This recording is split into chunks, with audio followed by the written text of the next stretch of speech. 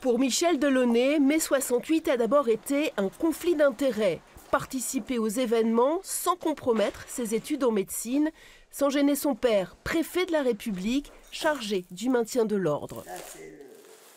Cela l'aurait gêné, d'une part que moi-même je sois molestée, ça aurait même fait plus que le gêner, mais qu'il y ait une collusion entre les deux. Donc je n'ai pas été sur les barricades, je n'ai pas fait moi non plus le moindre acte de violence, d'agressivité quelconque, mais c'est vrai, j'ai pris la parole comme j'essaye de le faire encore. Gabriel Delaunay, ancien résistant et jeune préfet, avait dû gérer les grèves insurrectionnelles de Michelin en 1947. À Bordeaux, il aura une obsession, éviter toute violence. Lui qui était un fils de pauvre, socialiste dans l'âme, je dis bien dans l'âme, pas en tant que préfet, il n'aurait pas supporté de faire tirer sur les ouvriers. Et même chose pour les étudiants, bien sûr.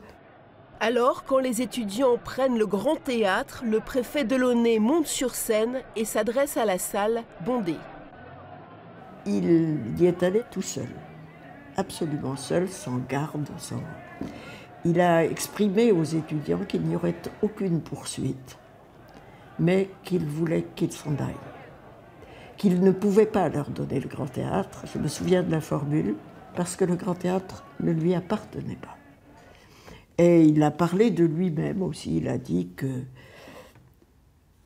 à leur âge, il aurait été à leur côté. Le sujet ne sera jamais évoqué en famille, ni par le père, ni par la fille. Gabriel Delaunay y reviendra, plus tard, dans un livre oublié sur une étagère. L'herbe et le vent. Il faut leur donner tort et les convaincre qu'ils ont raison.